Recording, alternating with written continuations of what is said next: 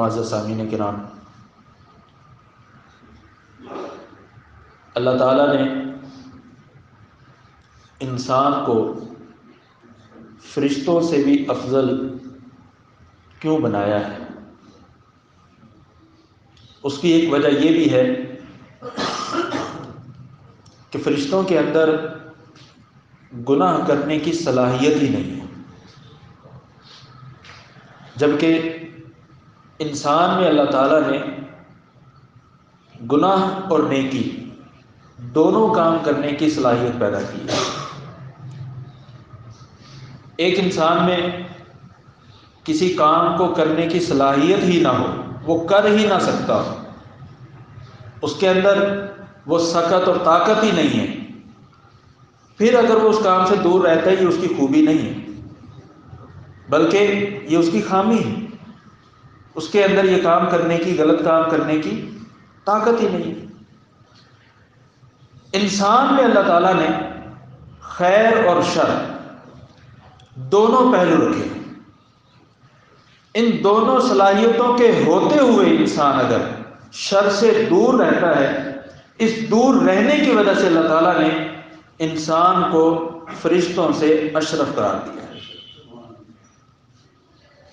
اللہ تبارک و تعالیٰ نے جب انسان میں خیر اور شر دونوں معاملات رکھے ہیں تو اللہ تبارک و تعالیٰ نے یہ بھی فرمایا ہے، لو انکم لا تذنبون لأذهب اللہ بکم ولجاء بقوم یذنبون ثم یستغفرون ربہ۔ اگر بنی نوع آدم انسان اس دنیا کی زندگی میں رہتے ہوئے کوئی گناہ نہ کریں، سب پارسا بن جائیں، سب نیکوکار بن جائیں، کوئی بھی گناہ کرنے والا نہ رہے، لذهب اللہ بکم، اللہ تعالیٰ تم انسانوں کو ختم کر دے گا، وَلَجَاءَ بِقَوْمٍ يُذْنِبُونَ ثُمَّ يَسْتَغْفِرُونَ رَبَّهُ، پھر ایسی قوم کو لے آئے گا جو گناہ بھی کریں گے اور گناہ کرنے کے بعد اللہ تعالیٰ سے بخشش بھی مانگیں گے۔ رسول اللہ صلی اللہ علیہ وسلم کے اس فرمان سے ہمیں گناہ کرنے کی رغبت نہیں بلکہ گناہ کرنے کے بعد استغفار کی رغبت ملتی ہے۔ اس حدیث کا منشا یہ نہیں ہے کہ ہم گناہ کرنے لگ جائیں، نہیں، اس حدیث کا منشا یہ ہے کہ اگر ہم سے گناہ ہو جائے تو ہم استغفار کریں۔ حدیث کا ترجمہ کیا ہے؟ رسول اللہ صلی اللہ علیہ وسلم نے فرمایا کہ اللہ تعالیٰ بنی نوع آدم انسانیت کو مخاطب کرتا ہے کہ اگر تم گناہ نہ کرو، سب پارسا بن جاؤ، جب گناہ نہیں کرو گے تو استغفار بھی نہیں ہوگا، اور جب گناہ کرو گے تو تم استغفار بھی کرو گے۔ اے بنی آدم، اگر تم سب کے سب نیک اور پارسا بن جاتے ہو اور گناہ کرنا یکسر چھوڑ دیتے ہو تو اللہ تعالیٰ تمہیں ختم کر دے گا اور ایسی قوم کو لے کر آئے گا جو گناہ بھی کریں گے اور پھر اللہ تعالیٰ سے اپنے گناہوں کی بخشش بھی مانگیں گے۔ اس حدیث سے ایک اور چیز ہمیں معلوم ہوتی ہے، وہ کیا ہے؟ ذات باری تعالیٰ کا ہدف، منشا اور چاہت یہ ہے کہ انسان ہمیشہ اس کی بارگاہ میں سر جھکا کر رکھے، ہمیشہ سر جھکا کر رکھے، حتیٰ کہ نیکی کرنے کے بعد بھی سر جھکا کر رکھے۔ نماز سے بڑھ کر اور کون سی نیکی ہے؟ سب سے پہلے جس نیکی کا اللہ تعالیٰ کی طرف سے محاسبہ ہوگا قیامت کے دن، وہ نماز ہے۔ اسی نماز کے دوران ہمیں ہر رکعت میں ہم پر یہ پڑھنا لازمی ہے، اہدنا الصراط المستقیم۔ حالانکہ نماز پڑھ رہے ہیں، نماز پڑھتے ہوئے بھی حکم کیا ہے؟ اہدنا الصراط المستقیم، اے اللہ ہمیں سیدھے راستے پر قائم رکھ۔ اس سے بڑا اور سیدھا راستہ کیا ہے کہ انسان اپنی دنیاوی مشاغل کو چھوڑ کر اس کی بارگاہ میں آ کر کھڑا ہو گیا۔ ٹھنڈے پانی سے وضو کر کے سردی کے موسم میں اللہ کی بارگاہ میں کھڑا ہو گیا، پھر بھی کیا ہے؟ اہدنا الصراط المستقیم، یہ صراط مستقیم ملا ہے تو مسجد میں آیا ہے، ملا ہے تو نماز کی تکمیل کر رہا ہے، اور جب نماز کی تکمیل ہو گئی تو پھر کیا کہنا ہے؟ سلام پھیرتے ہی ایک بار نہیں، دو بار نہیں، 3 بار کہنا ہے استغفر اللہ استغفر اللہ استغفر اللہ۔ یا اللہ میں تجھ سے اگر اس نماز میں کسی قسم کی کوئی کمی کوتاہی ہوئی ہے تو یا اللہ میں تجھ سے بخشش طلب کرتا ہوں، نماز کے دوران بھی، نماز کے بعد بھی۔ منشا الہی کیا ہے؟ کہ انسان ہر وقت خوشی ہو غمی ہو، عبادت کر رہا ہے عبادت سے دور ہے، ہر وقت اللہ تعالیٰ کی یاد میں، اللہ تعالیٰ کی بارگاہ میں سر بسجود رہے، سر نگو رہے۔ یہی وجہ ہے صحیح مسلم کی روایت،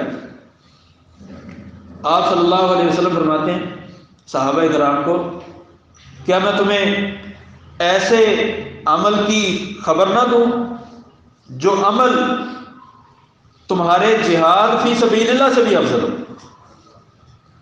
اور وہ جہاد بھی عام نہیں، انکم تلقون عدوکم فیضربون اعناقکم وتضربون اعناقہم، جہاد ایسا ہے کہ گھمسان کی جنگ ہے، تم دشمنوں کی گردنیں اتار رہے ہو، دشمن تمہاری گردنیں اتار رہے ہیں، اس سے بھی افضل عمل، اس عمل سے بھی افضل عمل۔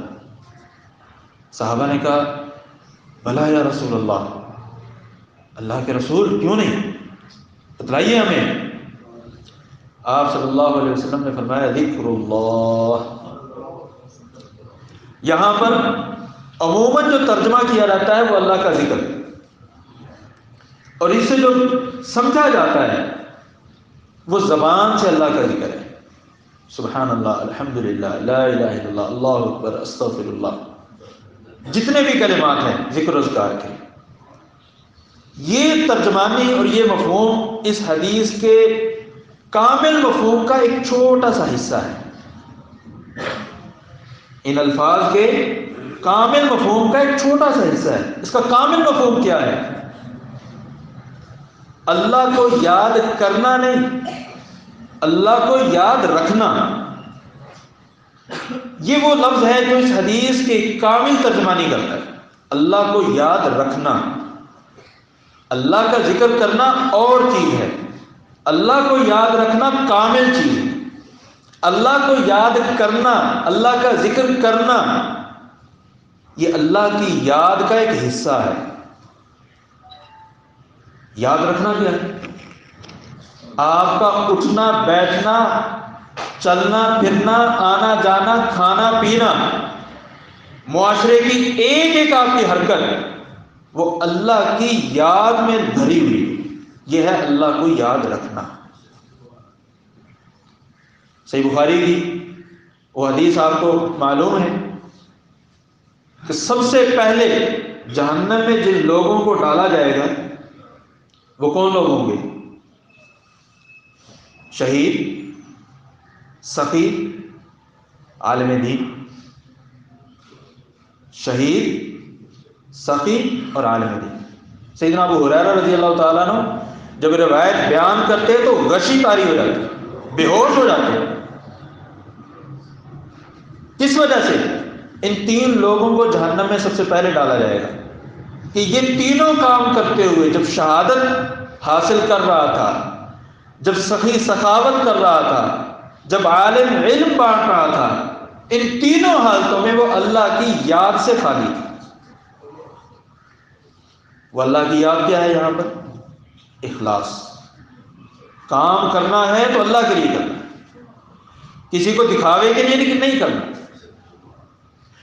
یہ وہ وجہ ہے جس کی وجہ سے صحیح مسلم کی روایت کے مطابق پیارے پیغمبر صلی اللہ علیہ وسلم نے جہاد فی سبیل اللہ سے بھی اعلیٰ ترین عمل کس کو بتلایا ہے؟ اللہ کی یاد کو، کہ مجاہد فی سبیل اللہ کے دل و دماغ میں ریاکاری آ سکتی ہے، جس کا دل، جس کا ذہن، جس کا قلب و دماغ اللہ تعالیٰ کی یاد سے لبریز ہے، اس میں ریاکاری کا شائبہ نہیں ہے۔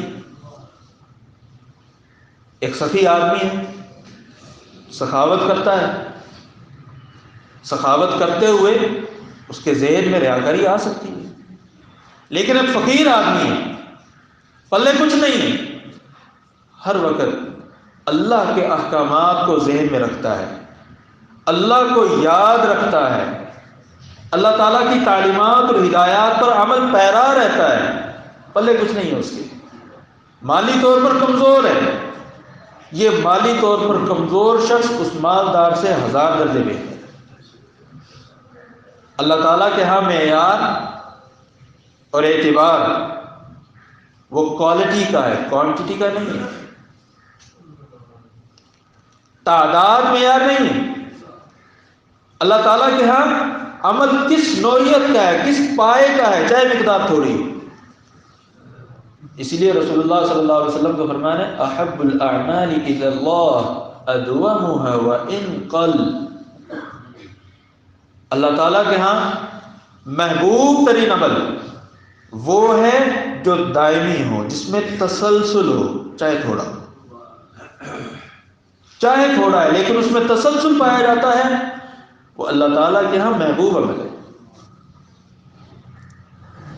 یہ اللہ تعالیٰ کی یاد اور اللہ تبارک و تعالیٰ کو ہر وقت اپنے قلب و ذہن پر نگران سمجھنا، یہ وہ عبادت ہے جس عبادت کی وجہ سے انسان استغفار پر بھی مائل ہوتا ہے اور استغفار سے پہلے گناہ سے بھی دور رہتا ہے،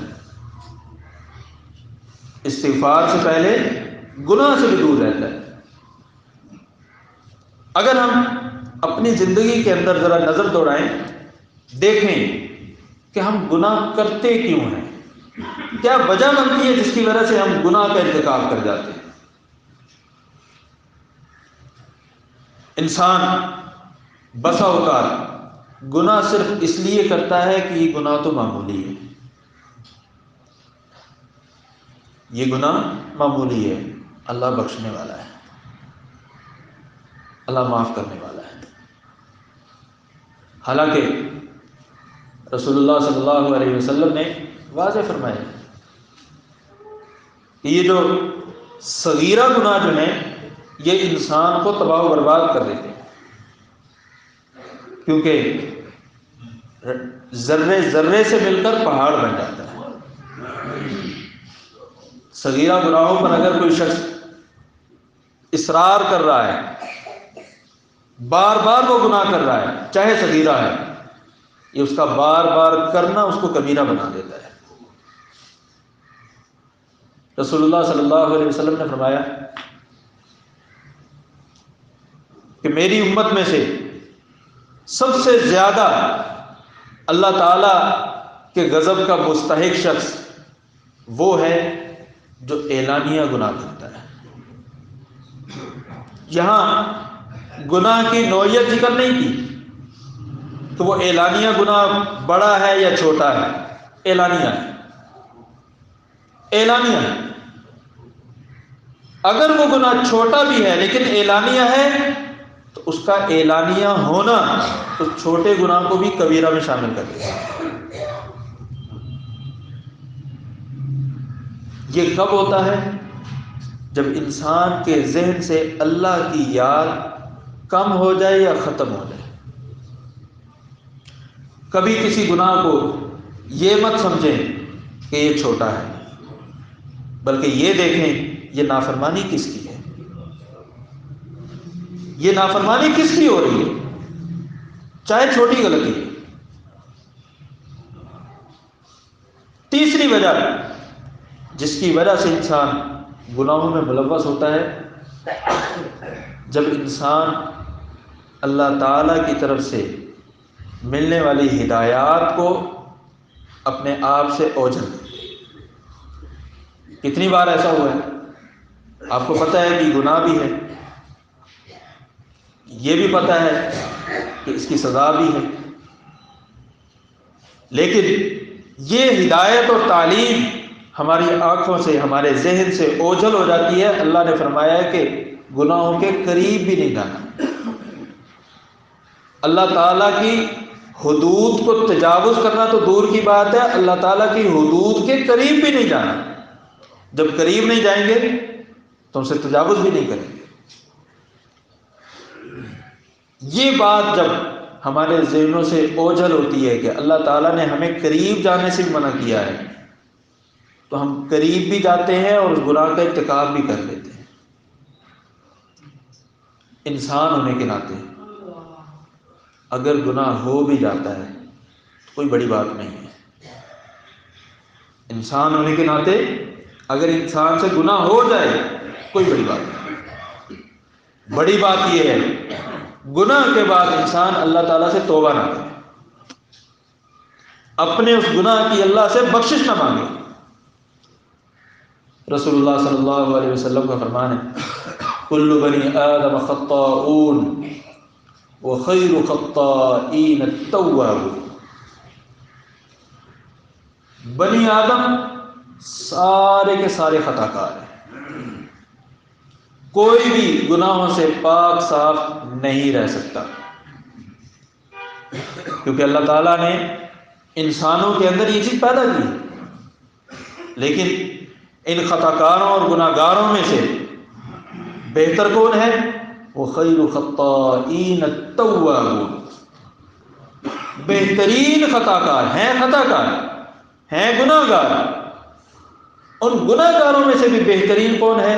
التوابون، جو اپنے گناہوں کی فوری توبہ کر لیتے ہیں، جو فوری طور پر اللہ تبارک و تعالیٰ سے اپنے گناہوں کی بخشش مانگ لیتے ہیں۔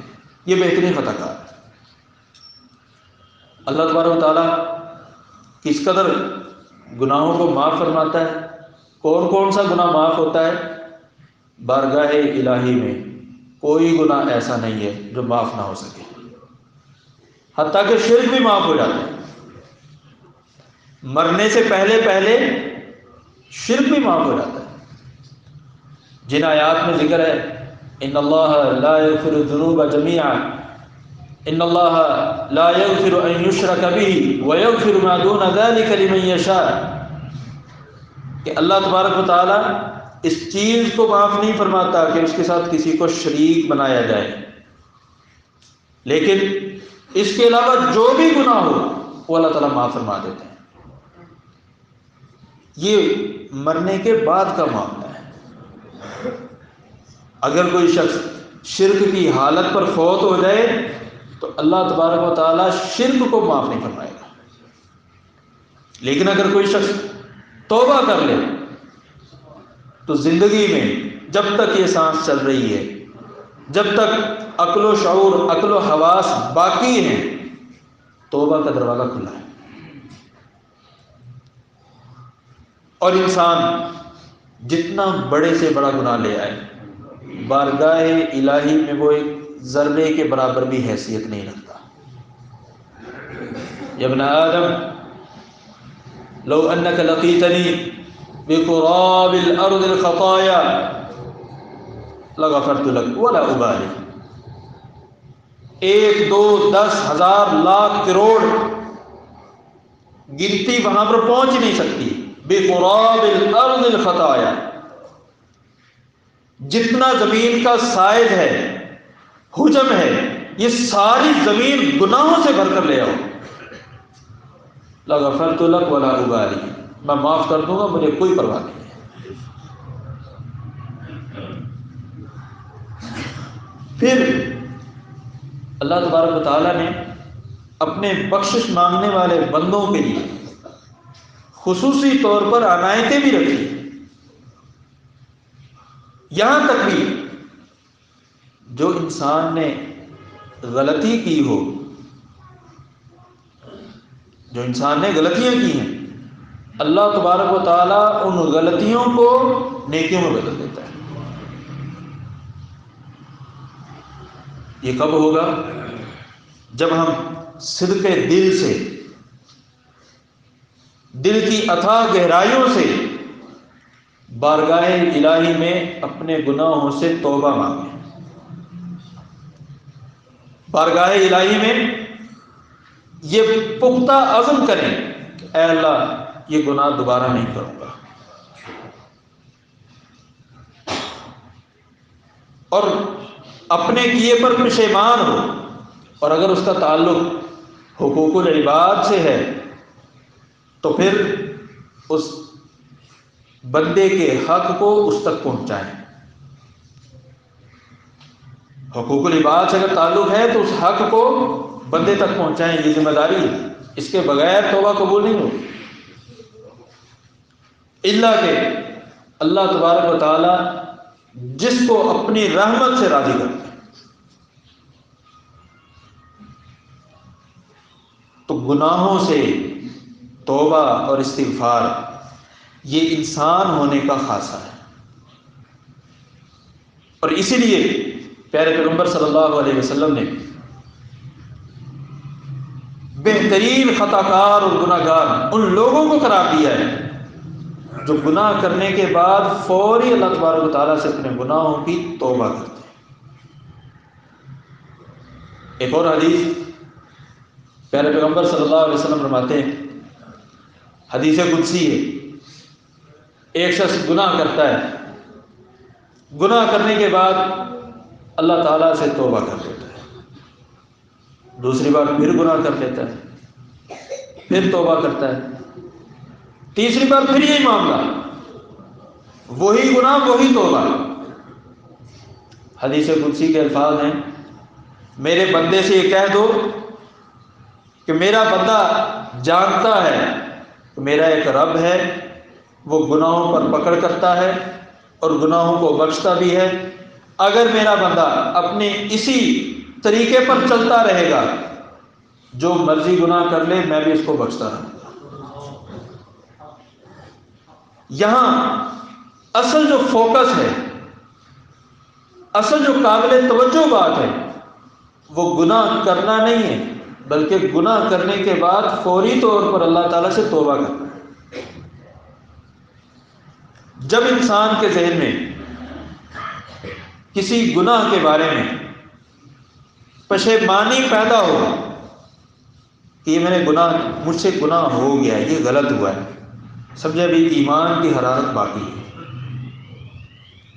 ابھی ایمان کی حرارت باقی ہے، اور جب گناہ کرنے کے بعد دل میں کسی قسم کی پشیمانی نہ آئے تو سمجھ لیں کہ ایمان مردہ ہو چکا ہے۔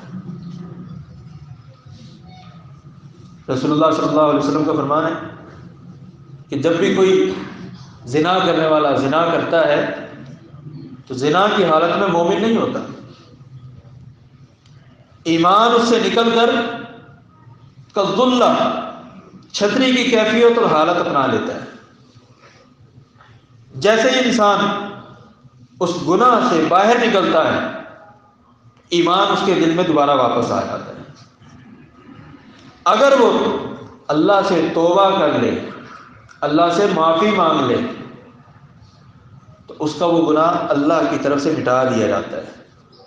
لیکن اگر توبہ نہ کرے تو پھر وہ دل پر سیاہ نقطہ اور دھبا بن جاتا ہے۔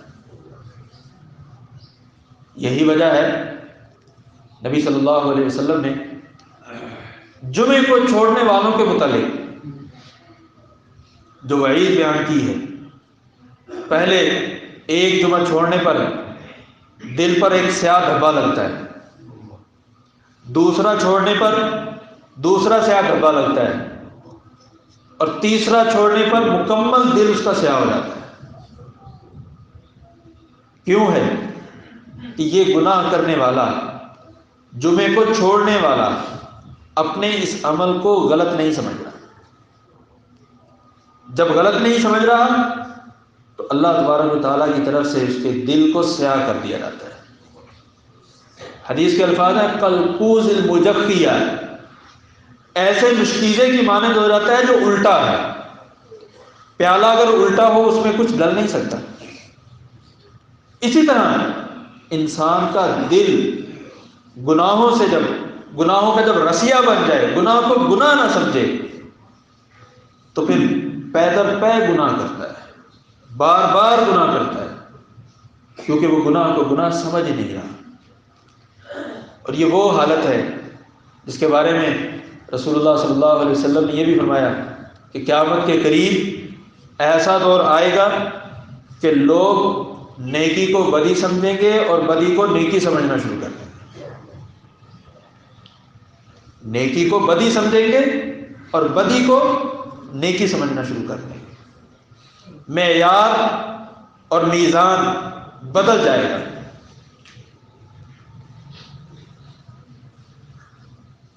یہ ایام جن سے ہم گزر رہے ہیں، یہ ہمیں اپنی زندگی کے اندر ایک نیا باب اور نیا صفحہ شروع کرنے کی ترغیب دیتے ہیں۔ ویسے تو ہمارا جو اسلامی سال ہے وہ محرم سے شروع ہوتا ہے، لیکن لوگوں میں رواج ہے، اس رواج کو مد نظر رکھتے ہوئے نیا سال اگر شروع کرنا ہے تو اس انداز سے شروع کریں، اپنے ماضی میں کی ہوئی ہر قسم کی غلطی سے توبہ کریں، ہر قسم کی غلطی سے نئے سال کو نئے انداز سے شروع کریں۔ وہ نیا انداز کس طرح سے شروع ہو سکتا ہے؟ وہ آنکھوں سے جاری ہونے والے ایک آنسو اور ایک قطرے سے بھی شروع ہو سکتا ہے۔ وہ جو جہنم جس کی آگ اتنی زیادہ بھڑکائی گئی کہ اس کا رنگ سرخ، نیلا، سبز، سیاہ اور پھر سفید ہو گیا، وہ آگ جو دنیا جہاں کے پانی سے نہیں بجھائی جا سکتی، وہ آگ آپ کی آنکھ کے، میری آنکھ کے ایک قطرے سے بجھائی جا سکتی ہے۔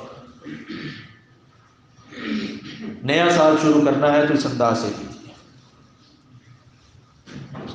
کاروباری معاملات میں سودی لین دین ہے، اس کو ختم کر کے نیا سال شروع کریں۔ خاندان میں لڑائی جھگڑے ہیں، ان لڑائی جھگڑوں کو ختم کر کے نیا سال شروع کریں۔ تعلیمی میدان میں کمزوری ہے، دینی علم میں کمی ہے، اس کمی کو ختم کرنے کے لیے نیا سال شروع کیجیے۔ اپنے معاملات میں، بول چال میں، لین دین میں کسی بھی قسم کی غلطی کوتاہی ہے، اس کوتاہی کو ختم کر کے نیا سال شروع کیجیے۔ اخلاق میں سختی ہے، گرانی ہے، زبان بڑی سخت ہے، فحش گو ہے، زبان میں نرمی، اخلاق، دوسروں کی خیر خواہی، اس کو پیدا کر کے نیا سال شروع کیجیے۔ اور یہ کب ہوگا؟ جب ہم اللہ کی یاد اپنے ذہنوں میں اجاگر کریں گے، جب ہمیں یہ احساس ہوگا کہ ایک مسلمان سے جب بات کرنی ہے تو کس انداز سے کرنی ہے، اللہ تعالیٰ نے ہمیں کیا حکم دیا ہے۔ پیارے پیغمبر صلی اللہ علیہ وسلم کے بارے میں آپ نے کیا، اللہ تعالیٰ نے کیا فرمایا؟ وَلَوْ كُنْتَ فَظًّا غَلِيظَ الْقَلْبِ لَانفَضُّوا مِنْ حَوْلِكَ۔ پیارے پیغمبر صلی اللہ علیہ وسلم، اگر آپ بھی سخت زبان ہوتے، سخت لہجے والے ہوتے، لَانفَضُّوا مِنْ حَوْلِكَ، یہ آپ کے ارد گرد نہ رہتے، سب تتر بتر ہو جاتے۔ کس وجہ سے؟ صحابہ کرام آپ کے ارد گرد جمع ہوئے جیسے آگ کے ارد گرد پروانے جمع ہوتے ہیں۔ زبان کی نرمی، اپنی زبانوں کو، اپنے اخلاق کو، اپنے لین دین کو کتاب و سنت کے مطابق بناتے ہوئے نیا سال شروع کریں تو واقعی یہ آپ کی زندگی کا نیا سال ہوگا۔ اور اگر یہ سال، یہ مہینے، یہ ایام بھی ویسے ہی ہیں جیسے پہلے والے ہیں، پھر کیا نیا اور کیا پرانا؟ دونوں میں کوئی فرق نہیں۔ نیا تو تب ہو جب ہم اس میں کوئی تبدیلی لے کر آئیں، اچھی تبدیلی لے کر آئیں، اللہ کے مزید قریب ہوں، اللہ تعالیٰ کی ہدایات اور تعلیمات کو مزید اپنے عملی میدان میں، عملی زندگی میں ان کو لاگو کریں۔ نیا تو تب ہوگا، ورنہ سابقہ دنوں میں، ماضی میں جیسا ہمارا ہے اٹھنا بیٹھنا، ویسے ہی اگر بعد میں بھی ہے تو نیا کیسا؟ یہ تو پرانا ہے۔ اللہ تبارک و تعالیٰ ہمیں اپنی زندگیوں کو بدلنے کی، اچھائی کی طرف، بہتری کی طرف، اللہ تعالیٰ کی ہدایات اور تعلیمات کی طرف لے کر جانے کی توفیق عطا فرمائے۔ اور اس کا ایک ہی بڑا سادہ سا نسخہ ہے کہ ہر وقت ہم اللہ کی یاد کو اپنے ذہنوں میں بٹھائیں۔ وآخر دعوانا الحمدللہ۔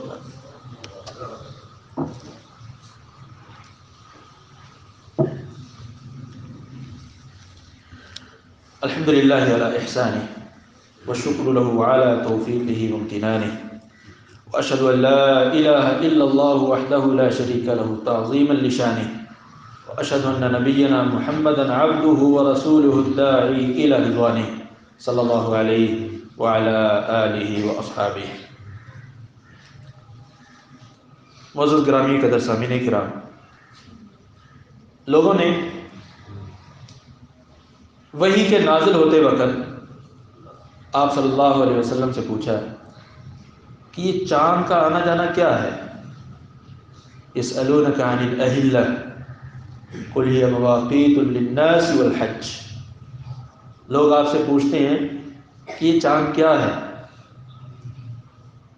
اللہ تبارک و تعالیٰ کی طرف سے بذریعہ وحی جواب ملا کہ یہ جو چاند ہے یہ لوگوں کے لیے کیلنڈر اور تقویم ہے، اور حج کو مقررہ مہینوں میں ادا کرنے کا ذریعہ ہے۔ اس آیت مبارکہ سے ہمیں یہ پتہ چلتا ہے کہ شریعت کے اندر جو کیلنڈر، جو تقویم معتبر ہے شرعی احکامات کے لیے، وہ قمری کیلنڈر ہے۔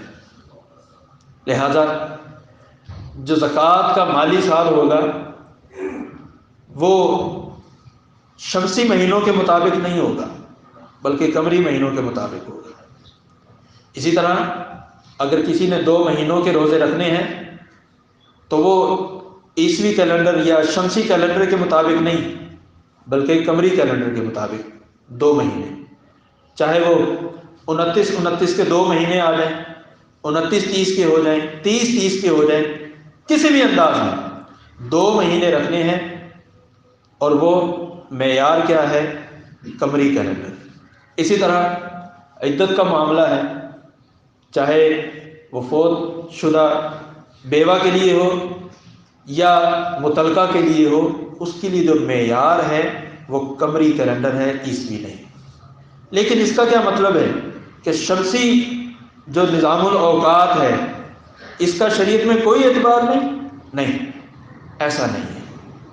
ہماری جو نمازوں کے اوقات ہیں وہ سورج کے مطابق، فجر کی نماز کا تعلق بھی سورج سے ہے کہ سورج طلوع ہونے سے کتنا وقت پہلے صبح صادق، اور اس سے پہلے صبح کاذب طلوع ہوتی ہے، سحری کا وقت کب شروع ہوگا، روزہ کب ختم ہوگا، نمازوں کے اوقات کب ختم ہوں گے، کب شروع ہوں گے، ان سب کا تعلق سورج سے۔ تو در حقیقت دونوں کیلنڈروں کو استعمال کرنے میں کوئی حرج نہیں، اصولی طور پر کوئی حرج نہیں، لیکن جب کسی ایک کیلنڈر کو استعمال کرنے سے دوسرے کی حق تلفی ہوتی ہو، ہمیں پتہ ہی نہ چلے کہ اسلامی مہینے کی تاریخ کیا ہے، ہم نے جو اپنے معاملات کرنے ہیں، لین دین کرنے ہیں، وہ کس تقویم اور کس کیلنڈر کے مطابق کرنے ہیں، یہاں پر آ کر سوال یہ نشان کھڑا ہوتا ہے کہ ہم قمری کیلنڈر کو اتنا پیچھے چھوڑ دیں، جسے ہم ہجری کیلنڈر کہہ لیں یا ہجری سال کہہ لیں، اسلامی مہینہ کہہ لیں، اس کو ہم اتنا پیچھے چھوڑ جائیں کہ اپنے تمام معاملات میں عیسوی کیلنڈر کو دیکھنے لگے، یہاں پر حق تلفی ہوگی، اور یہاں پر آ کر شریعت سے ہم دور ہوتے چلے جائیں گے۔ کیسے؟ ہجری سال کے جو ایام ہیں وہ 354-55 ہیں، اور جبکہ شمسی سال کے، عیسوی سال کے جو دن ہیں وہ 365 ہیں۔ 10 دنوں کا فرق پڑ رہا ہے۔ اگر زکوٰۃ آپ دوسرے مہینے کے اعتبار سے نکالتے ہیں تو ہر 3 سال کے بعد 1 مہینہ زکوٰۃ لیٹ ہوتی جائے گی، اور 12 سال کے بعد تقریباً 30 سال کے بعد ہم 1 زکوٰۃ کھا جائیں گے۔ 1 زکوٰۃ جو ہے پوری، جو غیر غریبوں کا حق ہے وہ ہڑپ کر دیں گے۔ اس لیے دونوں کیلنڈروں پر نظر رکھیں، دونوں کو اپنی زندگی میں لاگو رکھیں۔ آپ کو پتہ ہو کہ فلاں کام جو ہمارا شرعی معاملہ ہے، چاہے وہ عدت ہے، چاہے وہ زکوٰۃ ہے، چاہے وہ کوئی اور معاملہ ہے، روزے رکھنے کا معاملہ ہے، ایام بیس کے جو آپ نے روزے رکھنے ہیں وہ کیسے پتہ چلیں گے؟ جب آپ کو تاریخ پتہ ہوگی۔ جس حد تک ہمارے شرعی معاملات ہجری کیلنڈر کے ساتھ متعلق ہیں، اس حد تک ہجری کیلنڈر کو، ہجری تقویم کو اپنی زندگی میں رائج رکھنا ضروری ہے۔ یہ کہنا کہ یہ عین کفر ہے، یہ عین اسلام ہے، اس میں قابل اصلاح الفاظ موجود ہیں، اس موقف کی اصلاح ہو سکتی ہے۔ اللہ تعالیٰ سے دعا ہے کہ اللہ تبارک و تعالیٰ ہمیں اپنے تمام معاملات کتاب و سنت کے مطابق بنانے کی توفیق عطا فرمائے۔ عباد اللہ، ان اللہ امرکم بامر عظیم فقال في المحكم التنزيل ان الله وملائكته يصلون على النبي يا ايها الذين امنوا صلوا عليه وسلموا تسليما اللهم صل على محمد وعلى ال محمد كما صليت على ابراهيم وعلى ال ابراهيم انك حميد مجيد اللهم بارك على محمد وعلى ال محمد كما باركت على ابراهيم وعلى ال ابراهيم انك حميد مجيد وارض اللهم عن الخلفاء الراشدين ابي بكر وعمر وعثمان وعلي وعن سائر الصحابه اجمعين وعنا معهم بمنك وكرمك يا اكرم الاكرمين اللهم اعز الاسلام والمسلمين اللهم اعز الاسلام والمسلمين اللهم دمر اعداءك اعداء الدين اللهم عليك بهم فانهم لا يعجزونك اللهم عليك بهم فانهم لا يعجزونك یا اللہ ملک پاکستان کی حفاظت فرما، یا اللہ ہماری نظریاتی اور زمینی ہر قسم کی سرحدوں کی حفاظت فرما، یا اللہ تمام کے تمام مسلمانوں کی حفاظت فرما، یا اللہ جہاں کہیں بھی مسلمان موجود ہیں یا اللہ سب پر اپنی رحمت نازل فرما، یا اللہ سب پر اپنی رحمت نازل فرما، یا اللہ سب پر اپنی خصوصی رحمت نازل فرما، یا اللہ ہم سب مسلمانوں کو ہر قسم کی بیماریوں سے محفوظ فرما، یا اللہ جتنے بیمار ہیں یا اللہ سب کو شفا کاملہ عاجلہ نصیب فرما، یا اللہ جو فوت ہو چکے ہیں یا اللہ ان کی قبروں کو جنت کا گہوارہ بنا، یا اللہ ان کی قبروں کو جنت کا گہوارہ بنا، یا اللہ ہماری اولاد کو ہمارے لیے صدقہ جاریہ بنا، یا اللہ ہمیں اپنے والدین کے لیے صدقہ جاریہ بنا، یا اللہ جن کے والدین فوت ہو چکے ہیں یا اللہ سب کی قبروں کو جنت کا گہوارہ بنا، یا اللہ جن کے والدین زندہ ہیں یا اللہ انہیں اپنے والدین کی خدمت کرنے کی توفیق عطا فرما، یا اللہ ہم سب کے کاروبار میں برکتیں عطا فرما، مال و جان میں برکتیں عطا فرما، یا اللہ جو کچھ ہماری ملکیت میں ہے یا اللہ اس کے شر سے ہم سب کو محفوظ فرما، یا اللہ اس کی خیر و برکات ہمیں عطا فرما، یا اللہ جو والدین اپنی اولاد کے سلسلے میں کسی بھی حوالے سے پریشان ہیں یا اللہ ان کی پریشانیوں کو اپنی رحمت سے ختم فرما دے، یا اللہ اپنی رحمت سے ختم فرما دے، یا اللہ ہماری نوجوان نسل کی ہر قسم کے فتنے سے حفاظت فرما، یا اللہ ان کی ہر قسم کے فتنے سے حفاظت فرما، نوجوانوں کی حفاظت فرما، بوڑھوں کی حفاظت فرما، ہماری ماؤں بہنوں بیٹیوں کی حفاظت فرما، یا اللہ ہم سب کے گناہوں کو معاف فرما دے، یا اللہ ہم سب کے گناہوں کو معاف فرما دے۔